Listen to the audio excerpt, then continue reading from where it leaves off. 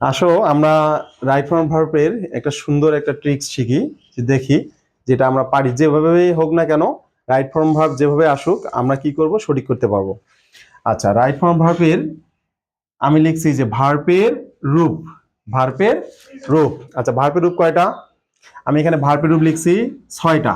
একটা present form, যেটাকে আমরা V1 বলি, যেমন আমরা উদাহরণ হিসেবে ব্যবহার করতে পারি গো। তারপরে হলো পাস্ট ফর্ম, পাস্ট ফর্মটা হলো কি ওয়েন্ট, ওয়েন্ট পাস্ট কি ওয়েন্ট। তারপরে হলো পাস্ট পার্টিসিপল ফর্মটা কি গন। আচ্ছা, তারপরে হলো ইজ বা ইয়েস, গোস বলি, তাই না? আচ্ছা, তারপরে ভার্বের সাথে আইএনজি, এটাকে আমরা কি বলি, গোয়িং, কি বলি, গোয়িং। আচ্ছা, তারপরে হলো টু প্লাস ভার্বের ওয়ান, এটাকে আমরা বলি ইনফিনিটিভ, তাই না? যেমন টু গো, টু গো। আচ্ছা, এখানে যে আমি 6টা ভার্ব লিখছি, কয়টা? 6টা। এই 6টা ভার্ব, অর্থাৎ ভার্বটা যেখানেই আসুক না কেন বা যেখানেই তোমাকে সঠিক করতে বলুক না কেন, সেই ভার্বের মধ্যে এই 6টা রূপের মধ্যে যে কোনো একটা রূপ সঠিক বসাতে হবে। কথা বলতে পারছি? আচ্ছা, এই 6টা ভার্বের যে আমাদের সঠিক রূপটা বসাবো, এখন এই গো ভার্বটি আমাদের কোথায় বসবে এটা আগে জানতে হবে। কথা বলতে পারছি? আচ্ছা, গো ভার্বটা আমাদের কোথায় বসবে? সর্বপ্রথম তোমাকে মাথায় রাখতে হবে যে ডু ভার্বের পরে বসে। কোথায় বসে? ডু ভার্বের পরে। তারপর কোথায় বসে? মোডাল ভার্বের পরে বসে, মোডাল ভার্ব। তারপরে বসে কোথায়? সিমি মোডাল, এই সিমি মোডালের পরে বসে। অর্থাৎ যে ভার্বের বেস ফর্মটা, মানে বেস ফর্মটা কোথায় বসবে? বেস ফর্মটা হয় সেটা ডু ভার্বের পরে বসবে। আমরা গতদিন শিখছিলাম যে ডু ভার্ব হলে কয়টা? Do does did, do does did. আর মোডাল ভার্ব গুলো আমি লিখে দিয়েছিলাম না? যেমন কি shall, should, can, could, will, would, ought to, use to, dare, need, must, মনে আছে না? আচ্ছা, আর সিমি মডেল কি? সিমি মডেল হলো যতগুলো ভার্ব আছে তার সাথে টু যুক্ত, যেমন am to, is to, are to, was to, মনে আছে তো, তাই না? আচ্ছা, তারপরে দেখো এখন এই ওয়েন ভার্বটা আমাদের কোথায় বসবে? ওয়েন ভার্বটা মানে কি? ভার্বের টু, ভার্বের টু। এটা শুধু পাস্ট ইনডিফিনিট টেন্সে বসে, পাস্ট ইনডিফিনিট টেন্স, এটা মাথায় রাখলেই হবে। সেটা কি রকম স্ট্রাকচারটা হয়? সাবজেক্টের পরে V2, তারপর এক্সটেনশন, তাই না? আচ্ছা, তারপর আসো পাস্ট পার্টিসিপল ফর্ম, একটু মন দাও, অনেক সুন্দর ক্লাস। আচ্ছা, পাস্ট পার্টিসিপল ফর্মটা কোথায় বসে?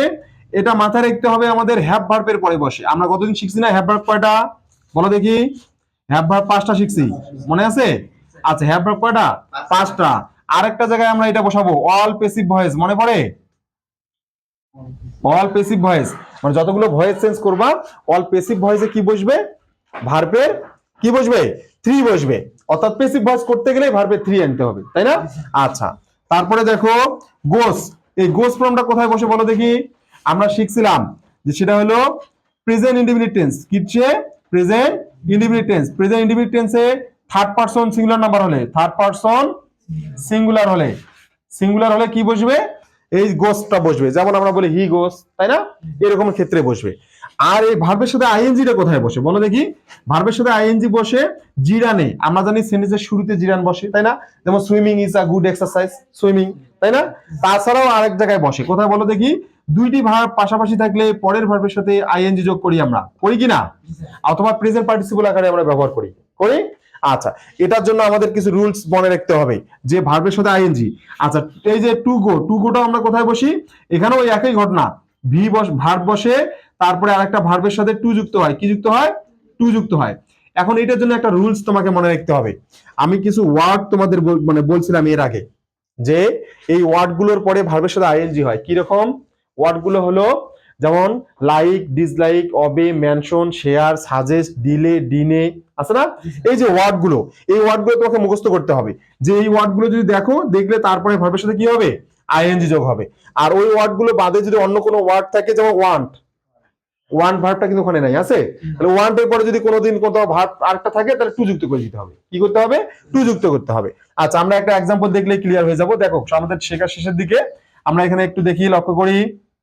মনে করে দিলাম হলো হি, তারপরে দিলাম হলো হ্যাড, তারপরে এখানে দিলাম হলো ডু, দিলাম দা ওয়ার্ক, দিলাম সহজ একটা সেন্টেন্স লিখলাম। কি লিখছি? হি হ্যাড ব্র্যাকেটে ডু। আচ্ছা, আমাকে তো এই ডুটাকে সঠিক করতে হবে না?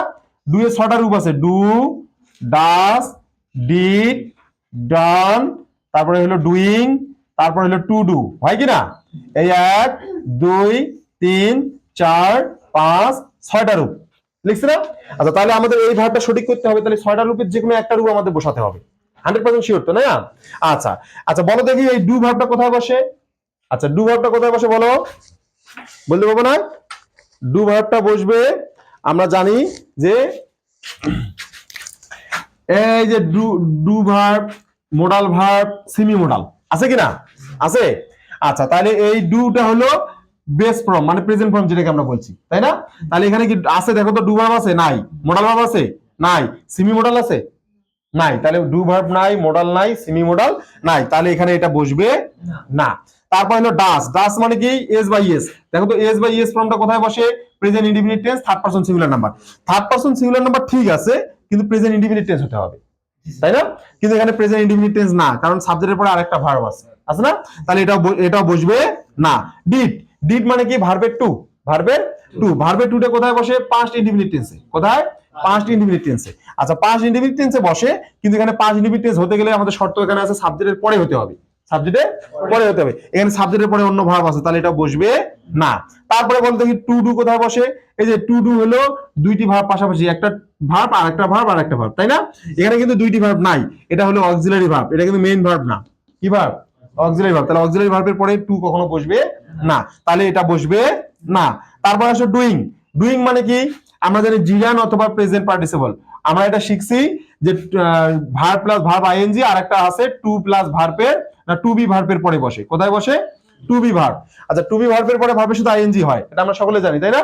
এখানে টু বি ভার্ব নাই, এখানে ভার্বও নাই, অন্য মেইন ভার্বও নাই, তাহলে এটাও বসবে না। তাহলে দেখো এখন থাকলো কি? ডান থাকলো। আচ্ছা, ডানের কাজ কি? ভি3, এই যে এখানে, তাই না? দেখো দেখি এখানে কি লেখা আছে? হ্যাভ ভার্বের পরে বসে, অল প্যাসিভ ভয়েসে বসে, তাই না? আচ্ছা, দেখো তো হ্যাভ ভার্ব এখানে আছে কিনা? আছে। হ্যাভটা হলো হ্যাভ ভার্ব, হয় কিনা? এটা হলো হ্যাভ ভার্ব। কেমনে আমরা শিখছি হ্যাভ ভার্ব? আমরা গতদিন শিখছিলাম হ্যাভ ভার্ব হলো পাঁচটা। কয়টা? পাঁচটা। প্রেজেন্ট পারফেক্টের হলো হ্যাভ হ্যাজ, পাস্ট পারফেক্টের হলো হ্যাভ, আর পারফেক্টের হলো shall have, will have. Shall have, will have. তাহলে আমাদের সঠিক রূপ তাহলে বের হয়ে গেল, কি হবে এখানে? ডান। কি হয়ে গেল? ডান। দেখো একটা একটা করে ভার্ব বাদ দিয়ে কিন্তু আমরা সঠিক রূপ করতে পারতেছি, পারতেছি না? এটা হলো ভার্বের একটা শর্ট টেকনিক, তুমি মনে রাখার সহজ একটা বুদ্ধি আর কি। আচ্ছা দেখো, আমি একটা সেন্টেন্স লিখতেছি, হি ওয়ান্টস, এখানে ফাঁকা দিয়ে মনে করে দিলাম হলো, এখানে ব্র্যাকেটে দিলাম বিকাম আ টিচার। আচ্ছা, কি লিখছি আমি? হি ওয়ান্টস, ব্র্যাকেটে মানে ব্র্যাকেটে তোমার ভার্বটা সঠিক করতে দিছে, সেটা হলো কি? বিকাম এ টিচার, তাই না? আচ্ছা, বিকাম ভার্বটা ছয়টা রূপ আছে না? আচ্ছা, আমরা জানি একটা হলো বিকাম, একটা হলো বিকেম, আর একটা হলো বিকাম, হয় কি না? তারপর হলো বিকামিং, বিকামিং। আচ্ছা, আরেকটা হলো কি বলো দেখি? বিকামস, হয় কি না? আর একটা হলো কি? To become, to become. আচ্ছা, আমি এবার তো লিখে পড়াচ্ছি, এই জন্য কিন্তু একটু সময় লাগতেছে, কিন্তু তুমি যখন করতে যাবা এই দুই একটা করতে করতে তুমি এক্সপার্ট হয়ে যাবা, তখন বুঝে যাবা যে আর এত সময় লাগবে না। আচ্ছা, আমি দেখো এখানে বিকাম, বিকাম মানে কি? ডু ভার্ব থাকতে হবে, মোডাল ভার্ব থাকতে হবে, সেমি মোডাল থাকতে হবে, এখানে নাই। ক্রস। তারপরে বিকেম, পাস্ট ইনডিফিনিট টেন্স হতে হবে, সাবজেক্টের পরে পাস্ট ইনডিফিনিট টেন্স নাই। তারপরে বিকেম, বিকেম কি? হ্যাভ ভার্ব থাকতে হবে, প্যাসিভ ভয়েস হতে হবে, তাই না?